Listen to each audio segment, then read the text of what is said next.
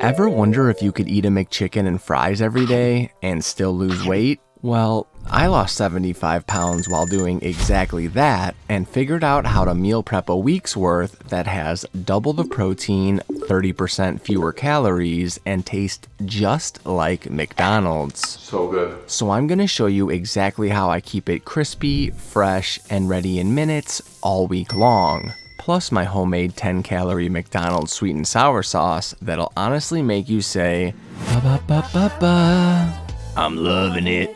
Let's get into it. We'll start with the fries since they need a bit of time to soak. In a large bowl, add 1,200 grams of beef broth and 30 grams of sugar. Give that a stir until the sugar's dissolved. Now, you're probably wondering why I'm using beef broth for French fries, and that's fair. For decades, McDonald's fried their French fries in beef tallow, which gave them their signature flavor. After they opted for healthier frying options that didn't include trans fats, they instead added beef flavoring to their oil to give them the same classic taste. Using boxed beef broth is a simple way to get authentic McDonald's taste, and it's a lot less hassle than making your own. Just make sure the broth you pick doesn't have extra flavors like carrots or celery. That tip alone saved me a ton of time in the kitchen when testing this meal prep for my cookbook, Diet Cheat Codes. If you want to make what I'm doing, when you go in your store, find one that doesn't say carrots or find one that doesn't say celery. Thank you, John Sanders. And the sugar, it's not there to change the flavor of the fries. Instead, it helps them develop a nice golden color without needing to deep fry. I tested this out when creating this recipe, and it definitely made a difference in both texture and color. Now that the marinade's ready,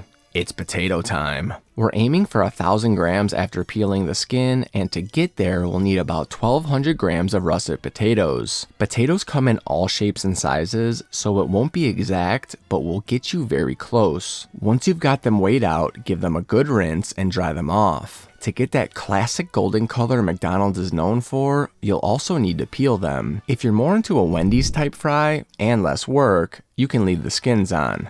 But you can't go wrong either way. Once peeled, let's grab a tower cutter for our fries. This isn't necessary for the recipe to work, but it makes a perfectly sized McDonald's fry and breaks down an entire potato with just one push. If you're cutting by hand, simply slice into 3/8 inch by 3/8 inch pieces. Now, let's take all of our potatoes and send them through the tower or chop them up. Add them to the broth and make sure to separate any fries that are sticking together so they get evenly coated in the marinade. Set the bowl of fries aside and let's get started on the McChickens. For that, we'll need 700 grams of ground chicken breast, and we have two options. The first is to use a food processor. Just cut the chicken into random chunks and toss them in. Pulse it in short bursts, about 1 to 2 seconds each, until the texture looks like ground chicken from the butcher, or like this. Speaking of the butcher, the second option is to buy pre-ground chicken at the store. For similar macros, look for 98 to 99% fat-free ground chicken. And you'll probably need 2 packs since they usually come in 1-pound portions. Whichever option you choose, we need to then add 9 grams salt, 6 grams erythritol, and 3 grams baking soda right on top. Mix everything together by hand so it's evenly combined. Have you ever gotten frustrated when your homemade chicken patties ended up too big for your buns or cook unevenly?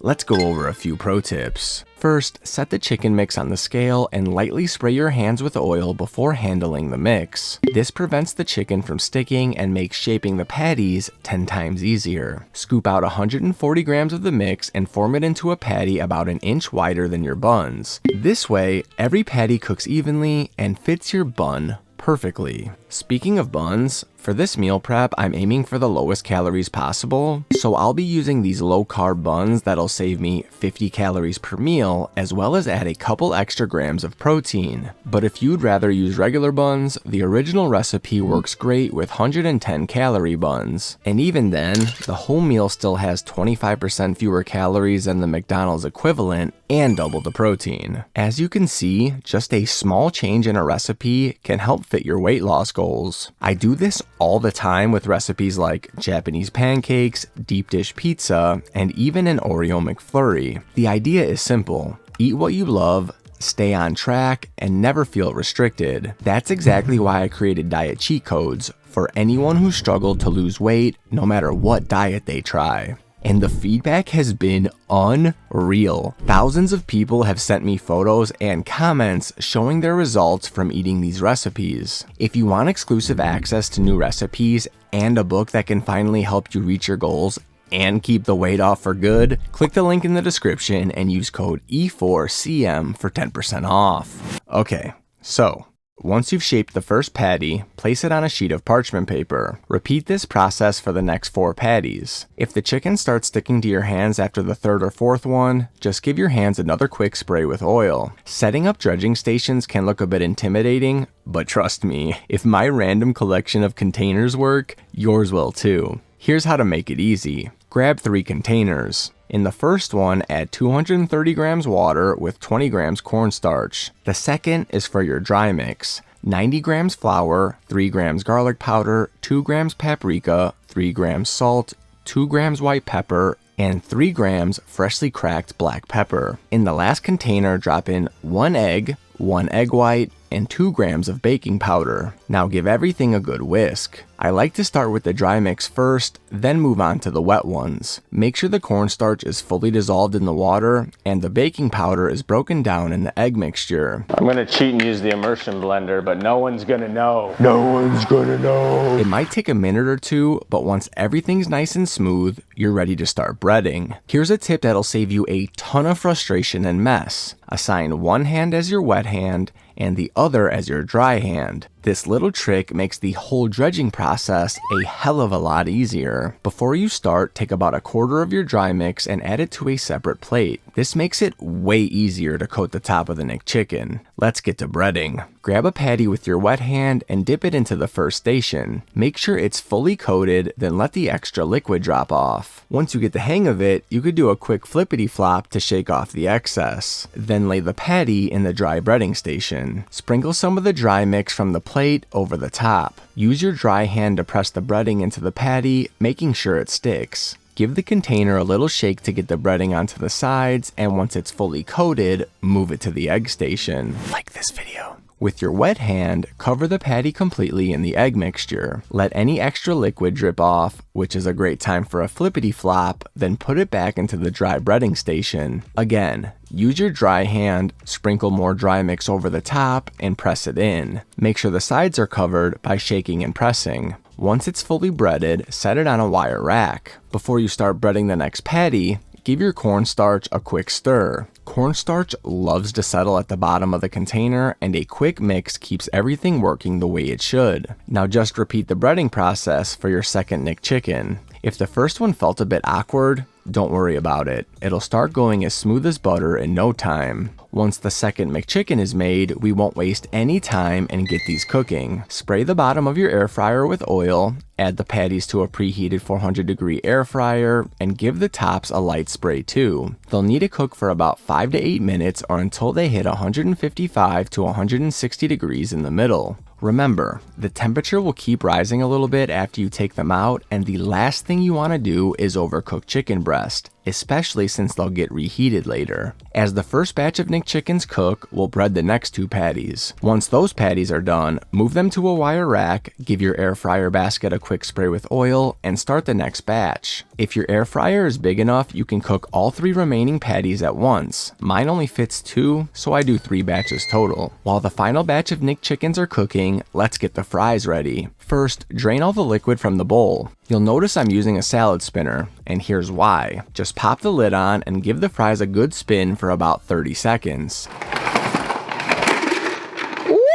It's a good idea to make sure that the top stays on. This gets most of the moisture off, but to make sure they're really dry, I finish them off by patting with some paper towels. If you don't have a salad spinner, no problem. Just use a few extra paper towels and a couple more minutes of your time, and you'll get the same result. I love how big it gets. It like gets so big and then it chills out. Once the last McChicken is finished, I carefully give my air fryer a quick wipe down and move on to the fries. Start by adding a layer of fries to the basket, give them a light spray of oil, then add another layer and spray again. Repeat this process until all the fries are in and lightly coated. Set the air fryer to 400 degrees and cook the fries for about 20 to 25 minutes. For the best results, shake the basket every 5 to 6 minutes. This dramatically helps all those fries cook evenly since there's a big batch in there. This is the perfect time to get any dishes done. You know the fries are ready when they reach an internal temperature of around 200 degrees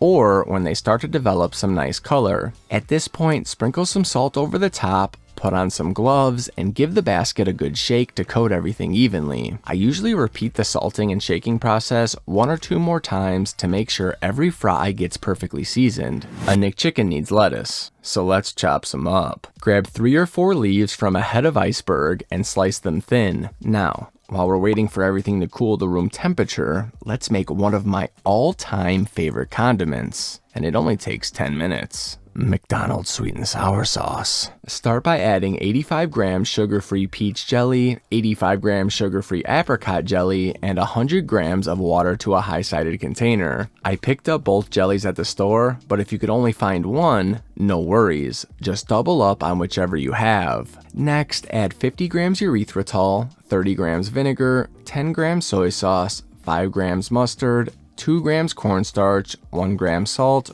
1 gram garlic powder, and a half gram onion powder. I also tested this with liquid allulose, which works great, but I slightly preferred the taste with erythritol. Use an immersion blender or whisk and mix for 30 seconds or until well combined and add to a pot. Place it on medium heat and cook for 5 to 8 minutes or until the temperature reaches 180 degrees. Immediately remove from the heat and mix. As the sweet and sour sauce cools, it'll thicken up and then we'll add it to a container and refrigerate. Now, let's line up 5 meal prep containers and start building the meals. McChicken's going first, followed by the fries, and then some lettuce. Don't stress about making the fries perfectly even either. At the end of the week, the calories all add up the same. And no, I didn't forget about the mayo. You can always add it straight from the jar after reheating, but I like to keep everything together, so I'll portion out 15 grams of light mayo into a small container, snap the lid on, and tuck it into the corner of the meal prep box. Once everything's packed, just pop the lids on and get those meals into the fridge. When I'm ready to eat, I just toss the fries and McChicken into a preheated air fryer at 350 degrees for 3 to 4 minutes. While that's going, I toast a bun on the bagel setting so only the inside gets crispy and add a couple of servings of my sweet and sour sauce to a bowl. And in less than 5 minutes, it's time to eat what feels and tastes like a freshly made McChicken value meal that will help us lose weight and gain muscle.